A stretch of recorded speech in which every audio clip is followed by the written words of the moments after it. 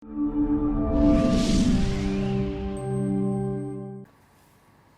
സർക്കാരിനുള്ള ഏറ്റവും വലിയ അംഗീകാരം അതാണ് വിചാരിക്കുന്നത്. കാരണം പ്രതിപക്ഷത്തിന് പോലും യഥാർത്ഥത്തിൽ അവിശ്വാസമില്ലാത്തൊരു സർക്കാരാണ്.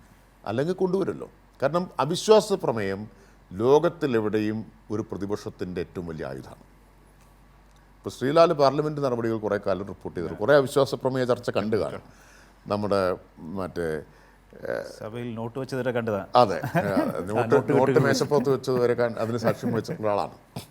അപ്പോൾ അവിശ്വാസ പ്രമേയം എപ്പോഴും പ്രതിപക്ഷത്തിൻ്റെ ഏറ്റവും ശക്തമായ ആയുധം. അടിയന്തര പ്രമേയം ഒരു ശക്തമായ ആയുധമാണ്, പ്രതിപക്ഷത്തിൻ്റെ അവകാശമാണ്. പ്രതിപക്ഷത്തിന് മാത്രമേ അടിയന്തര പ്രമേയം കൊണ്ടുവരാൻ പറ്റൂ. ഈ സഭയിൽ നമ്മൾ അവസാനം കണ്ടത് എന്താ? നിങ്ങൾ പുറകെ ഭരണപക്ഷം പോവാ ഒരു അടിയന്തര പ്രമേയം. അതാ പറഞ്ഞത്, അടിയന്തര പ്രമേയം നിങ്ങൾ അവതരിപ്പിക്കുന്നില്ലേ എന്ന് ചോദിക്കുക. അടിയന്തര പ്രമേയം അവതരിപ്പിക്കാൻ ആത്മവിശ്വാസമില്ലാത്തൊരു പ്രതിപക്ഷത്തെ കണ്ടു. കാരണം എന്തുകൊണ്ടാണ്? അടിയന്തര പ്രമേയം അവതരിപ്പിച്ചാൽ ശരി, നമുക്ക് ചർച്ച ചെയ്യാമെന്ന് പറയാണ്. കേരളം ഉണ്ടായി, നിയമസഭ ഉണ്ടായി, ഇന്നേ വരെ ചർച്ച ചെയ്തതിനേക്കാൾ കൂടുതൽ അടിയന്തര പ്രമേയം ഈ സർക്കാരിൻ്റെ കാലത്ത് ചെയ്തു എന്ന് പറഞ്ഞാൽ അടിയന്തര പ്രമേയം സർക്കാരിനെ ഡിഫൻസിലാക്കാനുള്ളതാണ്. നേരെ തിരിച്ചായി. അടിയന്തര പ്രമേയം കൊണ്ടുവന്നാൽ പ്രതിപക്ഷം ഡിഫൻസിലായി പോകുന്ന സ്ഥിതി വന്നു. അതൊരു ആത്മവിശ്വാസമുള്ള സർക്കാരിനെ അത് സാധ്യമാകും. ഇനി അടിയന്തര പ്രമേയം അവിശ്വാസ പ്രമേയം ഇരിക്കട്ടെ, ഒരു അഴിമതി ആരോപണം ഈ ഗവൺമെൻറ്റിൽ ഏതെങ്കിലും ഒരു മന്ത്രിക്കെതിരെ സഭയിൽ എഴുതി കൊടുത്ത് ഉന്നയിക്കാൻ കഴിഞ്ഞു? ഒരു ഒരു അഴിമതി ആരോപണം ഉന്നയിക്കപ്പെട്ടിട്ടില്ല.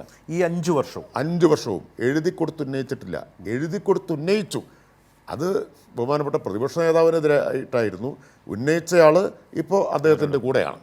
ആരാന്നറിയാമല്ലോ, ഞാൻ പറയേണ്ട കാര്യമില്ല. രാജിവെച്ച് പോയ MLA അദ്ദേഹം എഴുതി കൊടുത്ത് അഴിമതി ആരോപണം ഉന്നയിച്ചു. ഇപ്പം അദ്ദേഹം ഇദ്ദേഹത്തിൻ്റെ പ്രതിപക്ഷത്തിൻ്റെ കൂടെയാണ്. ഒരു മന്ത്രിക്കെതിരെയും വന്നിട്ടില്ല. ഒരു മന്ത്രിക്കെതിരെയും എഴുതി കൊടുത്തൊരു അഴിമതി ആരോപണം ഉന്നയിക്കാൻ പറ്റിയിട്ടില്ല. അപ്പം അതൊക്കെ ഈ സർക്കാരിൻ്റെ ഏറ്റവും വലിയ അംഗീകാരമായിട്ടാണ് കാണുന്നത്. എങ്ങനെ ഗവൺമെൻറ് വേറിട്ട് നിൽക്കുന്നു എന്നുള്ളതിൻ്റെ ഉദാഹരണമാണ്. ഇനി ഏറ്റവും ആസ്വദിച്ച ഡിബേറ്റ് ഏതാണെന്ന് ചോദിച്ചാൽ, എല്ലാ ഡിബേറ്റും ആസ്വദിക്കുന്ന ആളാണ്. നേരത്തെ ടെലിവിഷൻ ചർച്ചകളിലുണ്ടായിരുന്നു. ഇപ്പോൾ പിന്നെ അവിടെ ഡിബേറ്റ് നടക്കാത്തതുകൊണ്ട് അതിന് പോകാറില്ല എന്ന് വരാത്തതുകൊണ്ടല്ല, അല്ല, പൊതുവേ ടെലിവിഷൻ ചർച്ചകളിൽ ഡിബേറ്റ് അല്ലല്ലോ നടക്കുന്നുള്ളതുകൊണ്ടാണ്. ഡിബേറ്റ് ഉണ്ടെങ്കിൽ പോകാൻ തയ്യാറുമാണ് എപ്പോഴും. പിന്നെ പാർലമെൻറ്റിനെയും നിയമസഭയൊക്കെ ഡിബേറ്റിനുള്ള അവസരമായിട്ടാണ് കണ്ടിട്ടുള്ളത്. അത് നിയമസഭയിൽ നല്ല കുറേ ഡിബേറ്റ് ഉണ്ടായിട്ടുണ്ട്. അതിലേറ്റവും അവസാനം ആസ്വദിച്ചതെന്ന് പറയാവുന്ന ഈ സെഷനിൽ ശബരിമല പ്രതിപക്ഷം കൊണ്ടുവന്നപ്പോൾ അതിനെ ഞങ്ങൾ ഗവൺമെൻറ് നേരിട്ടതാണ് ഏറ്റവും ആസ്വദിച്ചത്. കാരണം നേരത്തെ ശ്രീ KJ ജേക്കബ് പറഞ്ഞതുപോലെ പോസ്റ്റ് ട്രൂത്ത് കാലത്തെ അസംബന്ധങ്ങളെയും കള്ളങ്ങളെയാണ് നേരിടേണ്ടി വന്നത്.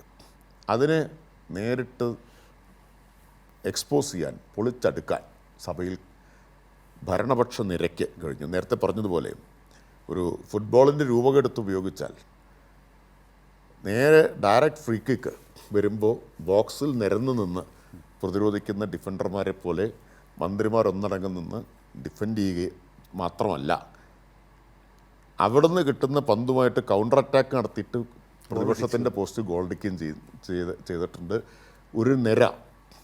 അതാണ്. അപ്പോൾ അതിൽ താരതമ്യേന പാർലമെൻ്ററി കാര്യമന്ത്രിക്ക് എളുപ്പമായിരുന്നു. കാരണം നല്ല ടീമുണ്ട്. അല്ല, പലപ്പോഴും UDF കുറിച്ച് പറയുമ്പോൾ അവരുടെ പാർലമെൻ്ററി രംഗത്ത് മികവുള്ള ആളായിട്ടാണ് പ്രതിപക്ഷ നേതാവായ VD സതീശനെ കുറിച്ച് പറയാറുള്ളത്. അങ്ങനെയുള്ള പ്രതിപക്ഷ നേതാവായിട്ടുള്ള VD സതീശനെ കുറിച്ച് സഭയ്ക്കകത്ത് കണ്ട പാർലമെൻ്ററി കാര്യമന്ത്രി എങ്ങനെയാണ് വിലയിരുത്തിയിട്ടുള്ളത്? ഞാൻ അദ്ദേഹത്തെ സ്പീക്കറായിട്ടും കണ്ടിട്ടുണ്ട്, താഴെ ഇരുന്ന് പ്രതിപക്ഷ നേതാവായിട്ടും കണ്ടിട്ടുണ്ട്. പ്രതിപക്ഷ നേതാവ് എന്ന നിലയ്ക്ക് എല്ലാ ആദരവും ബഹുമാനവും 2 സന്ദർഭങ്ങളിലും അദ്ദേഹത്തിന് നൽകിയിട്ടുണ്ട് സ്പീക്കറായിരിക്കുമ്പോഴും. ആദ്യത്തെ ഒരു എൻഗേജ്മെൻറ്റ് ഞാൻ സ്പീക്കറായിട്ടുള്ള ഈ അഭിനന്ദന പ്രസംഗം ഉണ്ടല്ലോ, മുഖ്യമന്ത്രിയുടെ പ്രസംഗം കഴിഞ്ഞ് പ്രതിപക്ഷ നേതാവ് പ്രസംഗിക്കുമ്പോൾ പ്രതിപക്ഷ നേതാവ് ആദ്യത്തെ പ്രസംഗത്തിൽ ശക്തമായൊരു വിമർശനം വെച്ചു. ബഹുമാനായിട്ടുള്ള സ്പീക്കർ രാഷ്ട്രീയം പറയും എന്ന് പ്രസ്താവന കണ്ടു. വളരെ നിർഭാഗ്യകരമാണ്. സ്പീക്കർമാരാരും ഇന്നുവരെ അങ്ങനെ പറഞ്ഞിട്ടില്ല. ഇതൊരിക്കലും പ്രതീക്ഷിച്ചതല്ല. അങ്ങനെ അങ്ങ് പറഞ്ഞാൽ ഞങ്ങൾക്കും പറയേണ്ടി. ഞാൻ സത്യത്തിൽ ആ സമയം ഒന്ന് പകച്ചുപോയി. കാരണം ഒന്നാമത് എൻ്റെ അമ്പരപ്പ് മാറിയിട്ടില്ല. നിയമസഭയിൽ വന്നതിൻ്റെ തൊട്ട് അടുത്ത രണ്ടാമത്തെ ദിവസം ഈ അധ്യക്ഷവേദിയിൽ കയറിയിരിക്കുമ്പോൾ ഒരു അമ്പരപ്പുണ്ടായിരുന്നു, നല്ല അമ്പരപ്പ് എനിക്കുണ്ടായിരുന്നു. അതിനോട് തന്നെ ഞാൻ പൊരുത്തപ്പെട്ടിട്ടില്ല. അപ്പം പ്രതിപക്ഷ നേതാവിൻ്റെ ഈ ശക്തമായ വിമർശനം വന്നപ്പോൾ ഞാനൊന്ന് പകച്ചുപോയി. പക്ഷേ ഞാൻ എൻ്റെ മറുപടി പ്രസംഗത്തിൽ, അത് എഴുതി തയ്യാറാക്കിയ പ്രസംഗമാണത് സാധാരണ അവതരിപ്പിക്കുക, ആ എഴുതി തയ്യാറാക്കിയ പ്രസംഗത്തിൽ നിന്ന് വ്യതിചലിച്ച് ബഹുമാനപ്പെട്ട പ്രതിപക്ഷ നേതാവിന് മറുപടി പറഞ്ഞു. ഞാൻ പറഞ്ഞതാണ് രാഷ്ട്രീയം പറയും, അതിൽ തന്നെ ഞാൻ ഉറച്ചു നിൽക്കുന്നു. തീർച്ചയായും രാഷ്ട്രീയം പറയും, സ്പീക്കർമാർക്ക് രാഷ്ട്രീയം പറയാൻ പാടില്ല എന്നല്ല. പക്ഷെ അങ്ങ് തെറ്റിദ്ധരിച്ചതുപോലെ കക്ഷി രാഷ്ട്രീയമല്ല, അതിനപ്പുറത്തുള്ള വിശാലമായിട്ടുള്ള രാഷ്ട്രീയം പറയും എന്നാണ് പറഞ്ഞത്. അത് ഞാൻ നിൽക്കുന്നു. സഭ ഒന്നടങ്കം കൈയടിച്ചു, പ്രതിപക്ഷ നേതാവും കൈയടിച്ചു. അപ്പോൾ ആ നിലപാടിന് ആദ്യത്തെ സന്ദർഭത്തിൽ തന്നെ സഭയുടെ അംഗീകാരം വാങ്ങാൻ കഴിഞ്ഞു എന്നുള്ളതാണ് ഞാൻ പറഞ്ഞത്. അത് കഴിഞ്ഞ് താഴെ വന്നപ്പോൾ പലപ്പോഴും ഏറ്റുമുട്ടേണ്ടി വന്നിട്ടുണ്ട്. നേർക്കുനേർ. സ്പീക്കറായിരിക്കുമ്പോഴും അപൂർവം ചില സന്ദർഭങ്ങളിൽ ഏറ്റുമുട്ടലൊക്കെ ഉണ്ടായിട്ടുണ്ട്. അദ്ദേഹം ക്ഷുഭിതനായിട്ടൊക്കെ സംസാരിച്ചിട്ടുണ്ട്. പക്ഷേ അതിനേക്കാൾ കൂടുതൽ ഏറ്റുമുട്ടേണ്ടി വന്നു താഴെ ഇരിക്കുന്ന സമയത്ത്. രൂക്ഷമായിട്ട് അദ്ദേഹം ഒരിക്കൽ വളരെ രൂക്ഷമായ വാക്കുകൾ ഉപയോഗിച്ചു. ഞാൻ എഴുന്നേറ്റെന്ന് പറഞ്ഞു, അത് ഉപയോഗിക്കുന്നത് ശരിയാണെന്നുള്ളത് അദ്ദേഹം ആലോചിക്കട്ടെ എന്ന് മാത്രം ശാന്തനായിട്ട് ഞാൻ അതിനോട് പ്രതികരിച്ചു. കുറച്ച് കഴിഞ്ഞപ്പോൾ അദ്ദേഹം തന്നെ ഇത് എഴുതി കൊടുത്ത് പിൻവലിക്കുകയും ചെയ്തു. അപ്പോൾ അത് സ്വാഭാവികമല്ലേ, പ്രതിപക്ഷ നേതാവ് പ്രതിപക്ഷത്തിൻ്റെ നേതാവാണ്, പാർലമെൻ്ററി കാര്യമന്ത്രി സഭയിൽ ഫ്ലോറിൽ സർക്കാരിൻ്റെ വക്താവായിട്ട് നിൽക്കേണ്ടതാണ്. അപ്പോൾ ഒരേ സമയം ഡബിൾ റോൾ വേണ്ടി വരും. പ്രതിപക്ഷമായിട്ട് ആശയവിനിമയം നടത്തണം, ലേസൺ നടത്തണം, കാര്യങ്ങൾ പ്രതിപക്ഷമായിട്ട് ആലോചിക്കണം, അതോടൊപ്പം ശക്തമായിട്ട് നേരത്തെ പറഞ്ഞ ടഫായിട്ട് സംസാരിക്കുകയും ചെയ്യേണ്ടി വരും. അപ്പോൾ അത് രണ്ടും എൻ്റെ ചുമതലയുടെ ഭാഗമായിട്ട് നിർവഹിച്ചിട്ടുണ്ട്. അത് ഈ ഭാഗത്ത് നിന്ന് പറഞ്ഞു. ഞാൻ അദ്ദേഹത്തെ എങ്ങനെ വിലയിരുത്തുന്നു? അദ്ദേഹത്തെ ഞാൻ വിലയിരുത്താൻ ആളല്ല, ജനങ്ങൾ വിലയിരുത്തട്ടെ എന്ന് എനിക്ക് പറയാനുള്ളൂ. അദ്ദേഹത്തെ ജനങ്ങൾ വിലയിരുത്തട്ടെ. ഞാൻ ഇപ്പോൾ പ്രതിപക്ഷ നേതാവിന് മാർക്കിടുന്നത് ഉചിതമായിരിക്കില്ല. അല്ല, ഞാൻ ചോദിച്ചത് മാർക്കിടണ്ട, പക്ഷേ ടഫ് ആകുന്ന പൊസിഷനിൽ നിന്നിട്ട് പ്രതിപക്ഷ നേതാവിൻ്റെ ഒരു പ്രത്യേകത എന്താണെന്ന് വെച്ചാൽ അദ്ദേഹത്തിന് ദീർഘകാലത്തെ അനുഭവമുണ്ട്. 25 വർഷത്തെ അനുഭവം നിയമസഭയിലുണ്ട്. അവർ പാർലമെൻറ്റേറിയൻ എന്ന നിലയ്ക്കുള്ള വലിയ അനുഭവമുണ്ട്. പക്ഷേ ഒരു പ്രശ്നം, അദ്ദേഹം പെട്ടെന്ന് പ്രകോപിതനാവും എന്നുള്ളതാണ്. അപ്പോൾ അദ്ദേഹത്തെ പ്രകോപിതനാക്കാൻ എളുപ്പമാണ്. ചില സമയത്ത് ഞങ്ങളും അതൊരു തന്ത്രമായിട്ട് ഉപയോഗിക്കാറുണ്ട്. ഈ അദ്ദേഹം പ്രകോപിതനായി എന്ന് ഒരു സിംറ്റം കിട്ടുന്നത് എങ്ങനെയാണ്? അദ്ദേഹത്തിൻ്റെ സംസാരത്തിൽ നിന്നാണോ?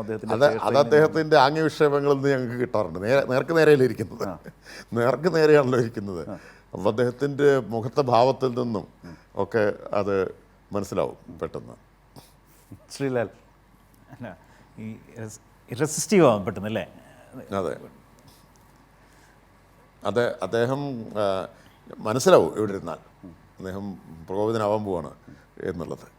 അപ്പോൾ ചില സന്ദർഭങ്ങളിൽ അതൊരു തന്ത്രം എന്ന നിലയ്ക്ക് ഞങ്ങൾ ഉപയോഗിക്കാറുണ്ട്. പക്ഷേ ഒരു ഘട്ടത്തിലും വളരെ അതിരുവിട്ട നിലയിൽ ഞങ്ങൾ തമ്മിൽ അങ്ങോട്ടും ഇങ്ങോട്ടും സംസാരിക്കേണ്ടി വന്നിട്ടില്ല. ഓക്കെ.